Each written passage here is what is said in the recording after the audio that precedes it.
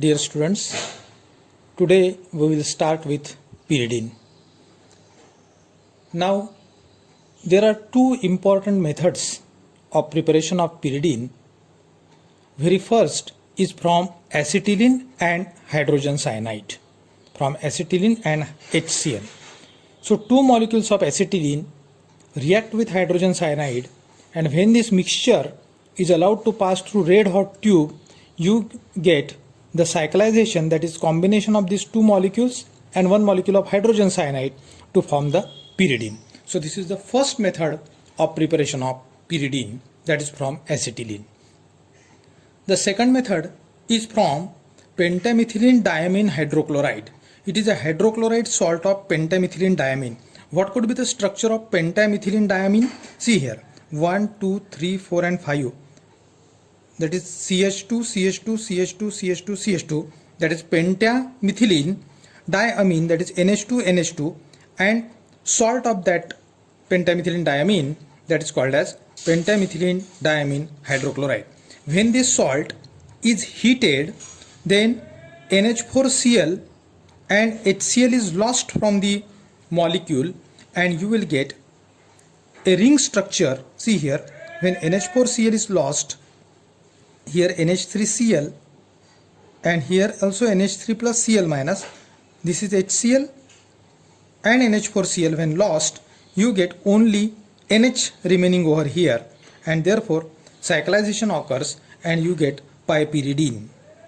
And when this pyridine is heated in concentrated H2SO4, dehydrogenation takes place and you get formation of pyridine. So this is the second method of preparation of pyridine. Now we will see molecular structure of pyridine. In this structure, we have to consider two different skeletons. Then and then we will be able to understand the molecular picture of pyridine.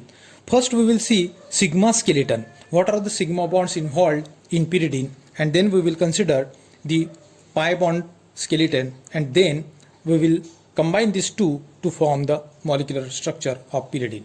See here, in pyridine, there are 5 ring carbon atoms and 1 nitrogen atom. All carbon atoms are in sp2 hybridized state, and nitrogen is also in sp2 hybridized state. And therefore, each carbon combines with the adjacent carbon atom with sp2 sigma bond.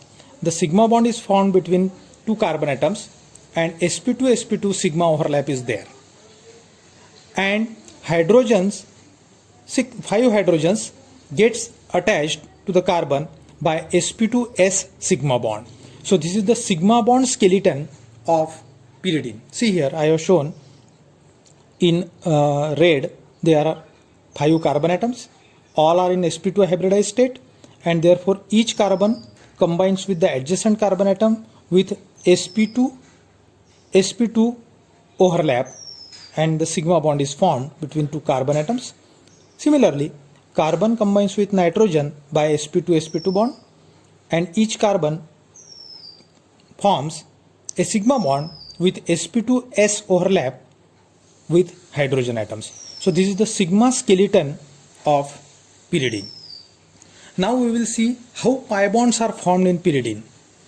Now we know that each carbon atom is in sp2 hybridized state, but if you consider the electronic configuration of the carbon, you know that one p orbital is also there which is in unhybridized state, that does not undergo in hybridization, and that contains a single electron in the p atomic orbital.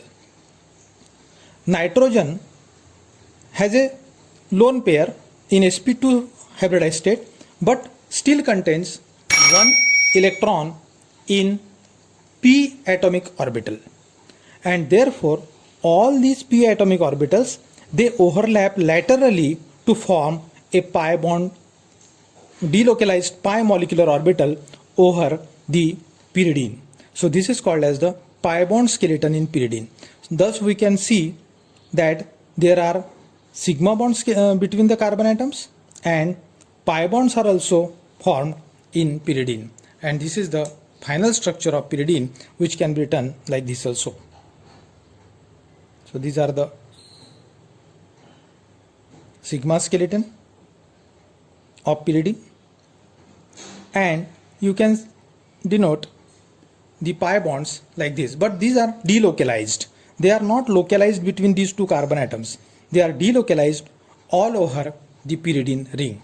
This is called as the delocalized pi molecular orbital or pi bonds in pyridine. This is the molecular structure of pyridine.